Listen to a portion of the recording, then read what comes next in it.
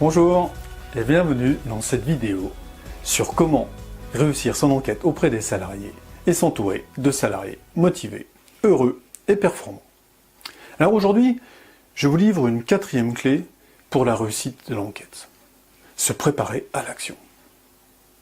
Alors comme d'habitude, je vous invite vous-même à passer à l'action et pour cette fois, ce que je vous propose, c'est de prendre quelques instants et d'imaginer quel type d'action vous pensez qu'il faut mettre en place après une enquête auprès des salariés.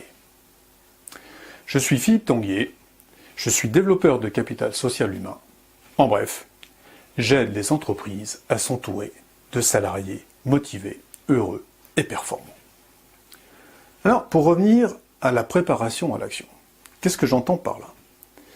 Eh bien, en fait, je vais opposer finalement deux grands types d'actions. Des actions que j'appellerais des actions matérielles et des actions qui portent plus sur les soft skills.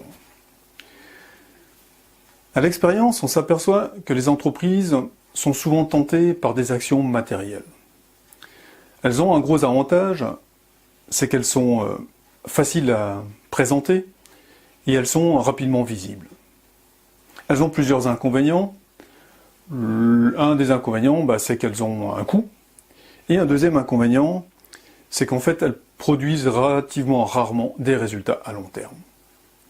Alors, qu'est-ce qui me permet de dire ça?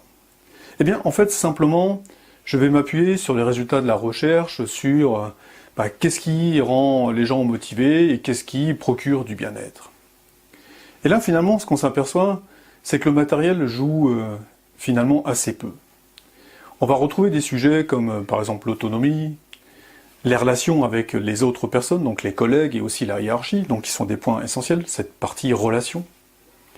On va retrouver des choses comme le sens, comme le succès, ou de petits éléments comme par exemple le plaisir qu'on peut prendre au cours de sa journée de travail. Donc vous voyez, quand on a ça en tête, finalement, il n'y a pas grand-chose de matériel dedans. Donc ça veut dire que le type d'action, ces actions sur les soft skills, vont par exemple porter sur comment développer l'écoute, comment développer la reconnaissance au quotidien. Donc ça ne nécessite pas un grand plan d'action, ça ne nécessite pas de gros investissements financiers. Par contre, ça nécessite une chose qui est importante, qui est de se dire finalement, je me donne un peu de temps au démarrage pour pouvoir démarrer. Eh bien, se préparer à l'action, c'est bien ça cette question. Comment vous envisagez l'après-enquête? Est-ce que vous pensez que la pression sera grande de montrer quelque chose de rapide, de visible tout de suite? Ou est-ce que vous pensez qu'il est possible de faire passer le message que le démarrage sera peut-être long, mais les résultats seront bien là au final. Et ils seront durables. Voilà, la préparation à l'action, c'est ça. Ça consiste à vous demander dans quel système vous êtes et qu'est-ce qui va passer le plus facilement et comment vous pouvez influencer pour aller vers quelque chose qui sera, on pourrait dire, écologique, c'est-à-dire qui va être durable et qui ne va pas nécessiter beaucoup de discussions pour définir une action. La préparation à l'action, c'est aussi un autre élément. C'est de se dire finalement, j'ai en tête que pour qu'une action donne des résultats, il est vraiment important que l'objectif soit bien défini. Et là encore, ça veut dire qu'il va falloir se préparer mentalement pour, par exemple, discuter au sein du groupe de pilotage et obtenir des actions qui aient du sens, et pas simplement une action comme améliorer la communication. Cet axe de travail qu'est la communication est un axe qui est souvent utile, mais amélioré et pas suffisamment précis.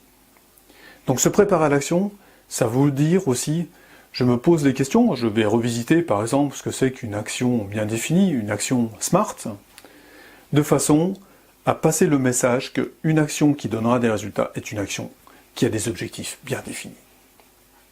Voilà, nous arrivons à la fin de cette vidéo. Je vous dis à très bientôt pour une nouvelle clé de la réussite. En attendant, je vous invite aussi à vous abonner pour ne rater aucun des prochains épisodes, et puis à me laisser des commentaires ou des questions. Je vous dis au revoir, à bientôt. Ciao, ciao!